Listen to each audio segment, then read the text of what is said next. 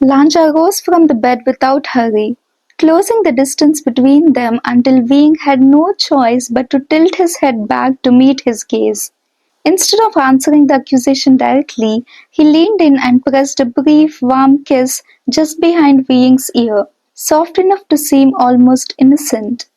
Wing froze at once. He muttered that the gesture had been entirely uncalled for, though the tension drained from his shoulders almost immediately, betraying him.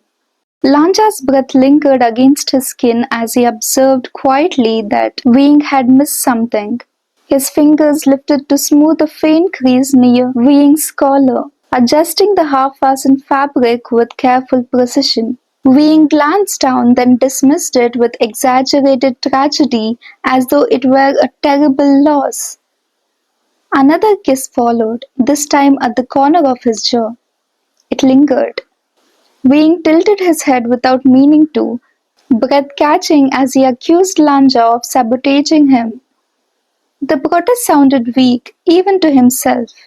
Lanja replied, entirely serious that he was assisting. That did it. Wing turned fully to face him, challenge returning to his expression even as warmth lingered beneath it. He questioned how assistance could possibly feel like this.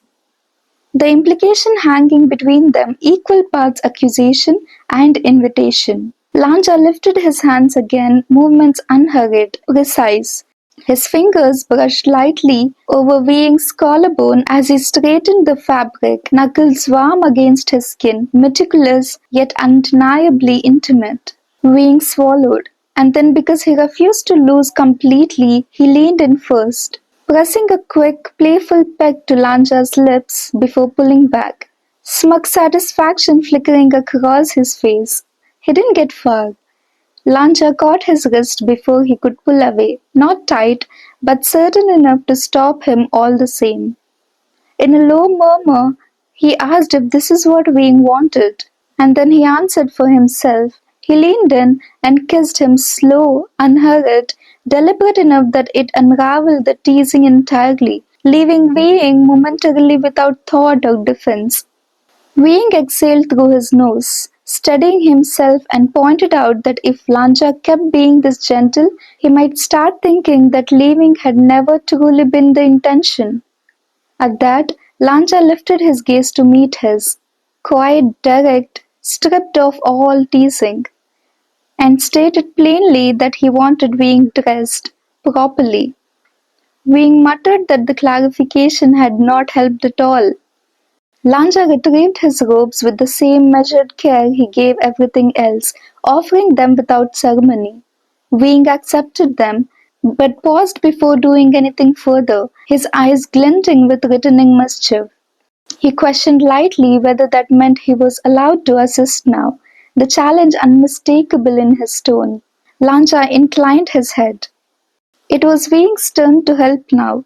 He stepped closer, lifting the robe onto Lanja's shoulders. As he adjusted it, his fingers slid accidentally, of course, along Lanja's arm. He remarked casually that if anyone questioned why they were late, he would place the blame squarely on Lanja. Lanja leaned forward slightly, resting his forehead against Wing's in a quiet grounding gesture, and accepted the accusation without protest. He stole another kiss, short this time, but warm and familiar. Afterward, his hands settled at Wing's waist, thumb pressing lightly, steady, grounding, just enough to remind him. Wing pulled back slowly, eyes half-lidded and lingering. He warned in a low voice, edged with meaning, that if Lanja touched him like that again, they would not be leaving at all. Lanja let his hands fall away, but not before pressing one last lingering kiss to his temple. Then he told him quietly to finish dressing. Wing shook his head, smiling helplessly as he smoothed his sleeves and forced himself to step back. Still, he couldn't resist one last reach, straightening Lanja's collar with exaggerated care, his fingers lingering longer than necessary. He murmured that Lanja was cruel. The fondness in his voice ruined the accusation entirely.